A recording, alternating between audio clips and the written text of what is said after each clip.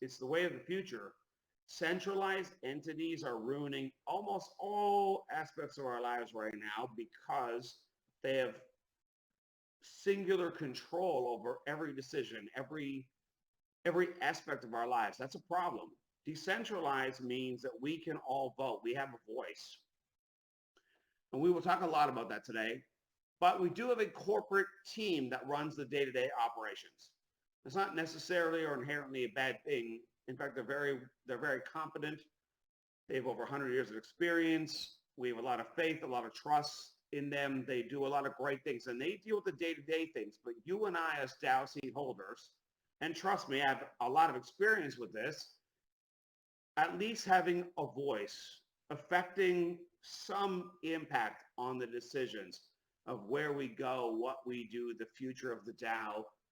I am exercising my voice in a lot of ways and having a lot of discussions with the executive team about how do we try and make things better, grow faster, go better in the future. How do we make it better for everyone involved? So it's very real if you want to participate in that. So how do you participate? There are multiple ways to participate. Let's just have a discussion about that. You can be a member. A member, for ease of understanding right now, would mean a subscriber base. We leverage our cloud-based resources and tech very heavily on being the self-consumption model, right? Amazon has a cloud. Most of their consumption comes from their own use, their own marketplaces, their own products and services that they offer to the market. Google has a cloud. Google has an email service, a G Drive, all kinds of other products and services. And most of their cloud is consumed by their own products and services. Microsoft has a cloud. Most of their cloud is consumed by their own products and services. So you can be a member and you can get into the nuances of that, but just for ease of understanding, that is our own self-consumption model. We want to be members, subscribers to our own services. Things that replace the Dropbox, the email accounts, the Zooms of the world. Like we're building all that out. We're at the final 1 yard line for rolling all of that out. It may actually come this week. Hopefully it's not a hashtag spoiler alert. I don't speak ahead of tech because tech problems happen, but we're that close. The DAO. You can be a DAO member owner. A DAO is a member, an owner, a co-op owner, a voter, a governance member, potentially a committee member, but also a literal owner of the company, right? We're speculating here, hashtag not financial advice, speculating here. If someday one of the big guys just wants to buy out our cloud infrastructure, or we decided to bring a portion of the company public, if we ever did that, as a DAO owner, if there's a big windfall that comes into the co-op, you as an owner are an owner. You benefit from that windfall. It's a great place to be a DAO seed owner and an owner of the cloud. We have a CLOUDX ownership model, meaning you can own the hardware. We call that the digital landlord play, the digital landlord perspective. So you can literally own some hardware, have professional managed services, professional engineering teams. You plug the box into the wall, proverbially, and then you collect the rent checks. It's a digital landlord play. So there are multiple ways to participate. I love them all. They all have their own pros and cons. I participate on all levels. I encourage you to do the same. And we will, spell out and detail out those things tonight. There are only 21,000 DAO seats. That's the first thing to comprehend. With 21,000 DAO seats, that's the most it will ever be. You can be an owner. That is the co-op ownership class, if you will. We are at about 4,000 right now and shrinking, and with a few changes, soon may shrink quicker. You want to take advantage of that, and I'm going to explain why. The DAO seed holders benefit from token distribution. So we talked about crypto earlier being a major mega trend. You can participate in the crypto market by getting token distributions. These tokens are valuable in the real world. You can sell them. You can buy products and services with them. You can use them. We won't get too heavy into that. But there's a few things you need to understand. Why is Bitcoin so ubiquitous? Some people don't feel that way, obviously, but it's so prominent in our world. Why are governments, politicians, bankers, institutions, family offices, hedge funds, BlackRock talking about Bitcoin? Why do they care? Why are they investing in it? Everyone's, why is that backed by anything, right?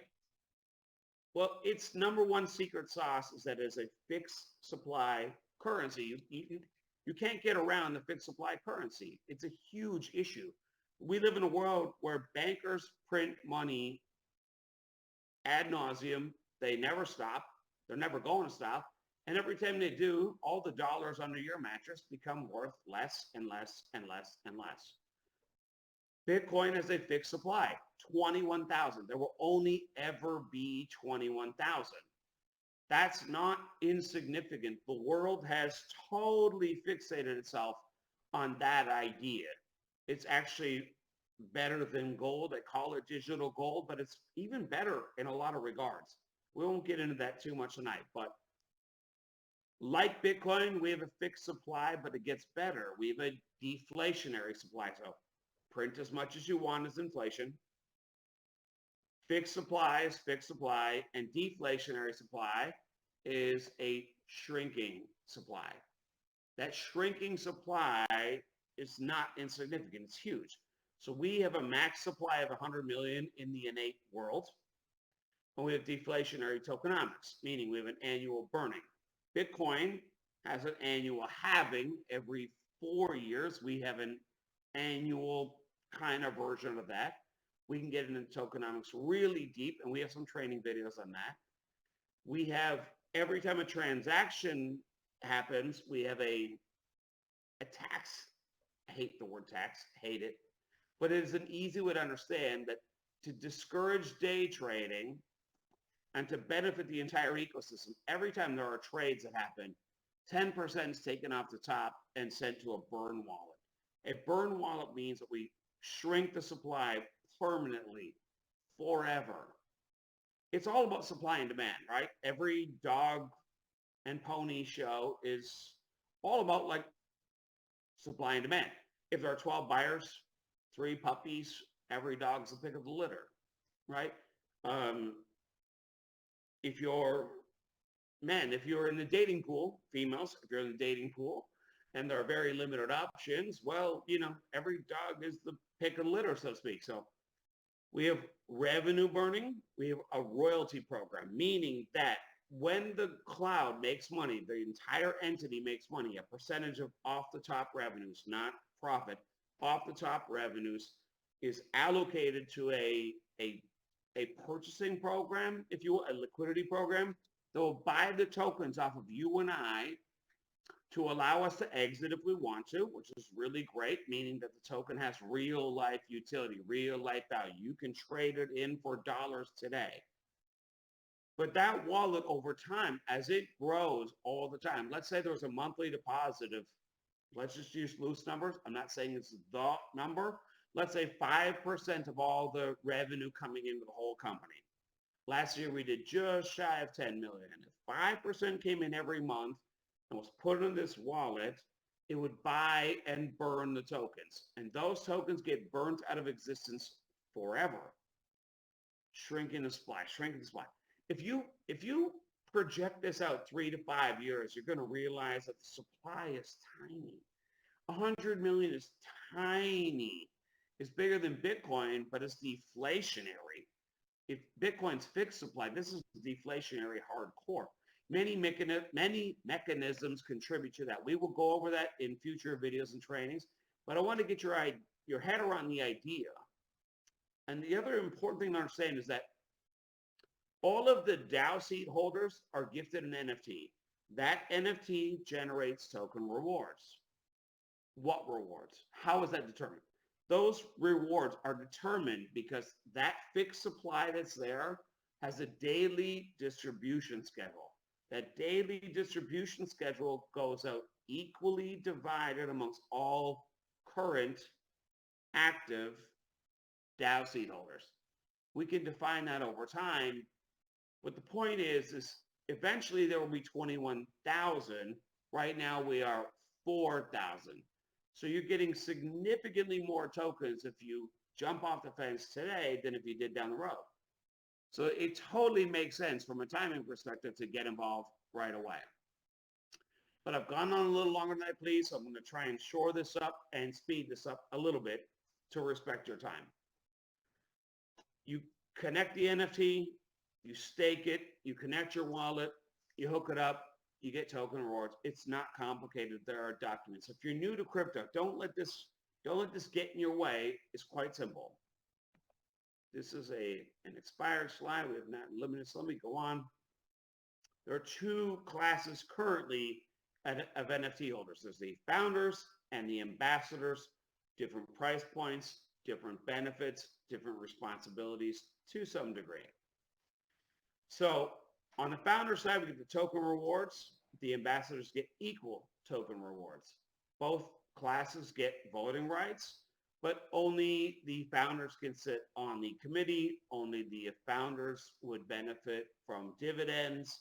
Dividends meaning after all the business expenses, some profits will be left over some quarters. On some quarterly basis, we will have a vote amongst the DAO, and at some quarters, we will pay out a certain percentage of monies to the founders, right, in the form of dividends. So in the beginning, that's maybe not realistic or certainly not large sums, but the dividends over time could be very, very juicy. I love being a founders member myself.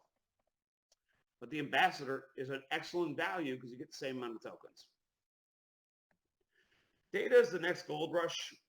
I don't know, I know we could argue that. It's just obviously, it's so big. Let's look at it. Let's examine it. In a world of selfies, nonstop selfies, YouTube videos, content, Amazon streaming, Hulu, Netflix, it's data. It's data. Video games, online video. Ask the online video game nerds.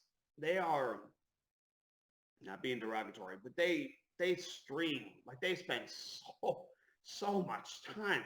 You and I used to play video games on consoles in our basement, but now that's all online. So smartphones, the internet, every search, every web, every app, every social media platform, smart devices, video games, your laundry machine now sends data. Like, data is so big. It's 5 times faster than the global economy. You can't be in a better place. Now, if you decide to become a hardware owner, a CLOUDX owner, just to set expectations straight, it's going to take 3 to 4 months. Let's just have a reasonable expectation, right? You got to order it. We have to do minimum order quantities. It comes offshore. It's got to be sent. Got to go to the warehouse. We have to get a cloud team in to install it. You have to get it connected to all the software. You have to test everything, and everything's working. Let's just call it 4 months for argument's sake. Just have reasonable expectations. Are we inviting you to be a part of a hypothetical, maybe someday something doesn't exist, we just want you to fund a deal? No, we have real data centers. We are already live in Irvine, California. We are already live in Atlanta. We are already live. We already have software programs, hardware all set up. Firewalls, VPNs, data centers, DNSs, IPSs, software programs. Everything is already done. Now, let me just put a little caveat under there. There's a few small things we've been very anxiously awaiting that are 99% done. But we already have products and services. We are a live data center. We finished the infrastructure phase. Our first year was the infrastructure phase. We're about to go into the scaling and growth phase. We're already there. This is the time. It's actually a very exciting time to be a member, to be a part of the cloud, as long as you have a long-term mindset. Like, if you needed to get rich last week, you might be stomping your feet right now. But if you have a long-term mindset, we are in like a beautiful place. To become a CLOUDX member, this will change over time because the price of hardware changes all the time. Just to give you an example, you can currently become a fractional owner. For now, this is only available to non-US residents. $300 will allow you to own a fraction of a data server, and you can still totally participate. You can buy 5 a week, 5 a day, 5 a month, and scale your way into a full server. We highly recommend it. A lot of people are on that plan. You can also buy a full server. This is the current retail price. As a retail price, there are ways. We talked about memberships earlier. If you are interested in being a member, if you are interested in hardware, please do become a member first. The members get 10% discounts on the hardware. So we would take that price from 20 down to 18. That is an option, and being a digital landlord is a great place to be. We talked earlier about the affiliate model. Walmart's got an affiliate, Amazon's got an affiliate, everyone's got an affiliate program. So there's nothing that new or novel here, right? But it exists. It's important if you want to participate, but it is optional. With our incentives to helping us grow the cloud, just want to let you know that we won't get into too many details tonight about how those compensation mechanisms work. You can learn about that as you go on. Again, if you're interested, please do reach out. We'll help you do that. I just want to paint a little vision in your mind as we wrap things up or approach the wrapping up of things tonight. You've got to have a vision for the long term. If you wanted to get rich last week, if you wanted to get rich last month, you probably might have been disappointed. It doesn't mean that we're not making progress. Doesn't mean that we're not in a good place. Doesn't mean that we're not going to great places. It just takes time to build infrastructure. Like, you've got to build a lot of hardware. You've got to have engineering teams. You've got to have software programs that utilize the hardware resources that we've all invested and built and put in place in terms of infrastructure. So last year we did 9.3 million. This year our goal is 100 million. We may or may not make it to 100 million, but that's okay as long as we have like exciting progress on the way to that goal. If we hit 100 million by next February instead of January 1st, I would personally still be very thrilled. That would be incredible to go from where we are to there. But those are our goals. We're setting audacious goals. We're going there. And in the cloud, these are not unreasonable. It's totally possible. So even when things are, could be slower in the infrastructure phase of a cloud, it could change overnight. It could change so rapidly. So people are quick to discount progress, but our goal is 100 million, and guess what the goal is for next year? It's significantly beyond that. We are aiming to be $1 billion organization. If it takes us 2 years, 3 years, 4 years, or 5, that's kind of where we're going. So do you want to be a part of it? There's limited DAO seats, limited ownership in the early days, maximum huge upside potential if you do decide to participate with us. We talked about earlier about being a part of the cloud, being an affiliate for the cloud. If you decided to do so, there are incentives in place. In fact, one of the incentives right now is a potential trip to Tulum. If you wanted to join us, you can dig in those details our way. So win a free trip to a 5-star resort, get the opportunity to hang out with DAO members, DAO committee members, corporate team, all that stuff. Make some friends for life. I've been on some of these trips. They're fantastic. I think it's something worth aiming for, but only if you're interested. One token can change your whole life. Just ask anyone early in Bitcoin. I met a guy recently who's in his 90s. He bought Ethereum under $1. You can go do the math, assume how different his life is. One token change everything. You just have to be in it for more than a week to see the vision of where we're going, and we'll talk about that a little bit more before we close out. Unlike most tokens, they're supported by nothing, right? The biggest question that I've ever been asked my entire time in crypto, and I've been in for a long time, spoke at many crypto conferences, big enthusiasts of blockchain and crypto. What's it backed by? Like, what's Bitcoin backed by? In this case, it's backed by data centers, huge data centers, revenue generating software, programs, services, products, services, hardware that takes a percentage of the royalties off the top and supports the token. It's a unique model. This is the future of crypto. The idea that we're going to be in crypto forever, backed by nothing, is insane. Like I said earlier, we have 2 data center locations. We've slightly expanded on these numbers since this slideshow, but we have over 16,000 CPUs, over 62 terabytes of RAM, over 5.5 petabytes of data storage. Like, it's not a hypothetical that you're investing in. We already have all of these items in place. But the question I will leave you with, because I want to close up around 8:30 and we're coming on it. So what will your tokens be worth in 12 months? Like, do you have some vision? It's great to have sight, but it's a terrible crime to have no vision. Do you need to be rich in a week? I know I use that metaphor all the time, but it's just literally the mindset we encounter all the time. Like, do you think we can build out a large cloud over time? Will people find our cloud, use the cloud, build significant revenues? Or will those revenues impact dramatically a token with a never-ending, rapidly shrinking supply? What do you think the outcome is of that?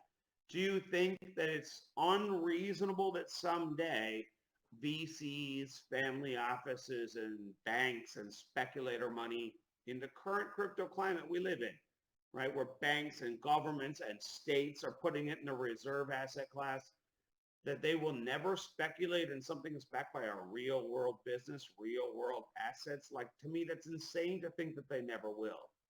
It may not be a next week thing, but like, it's inevitable that they will, in my own personal opinion, hashtag not financial advice.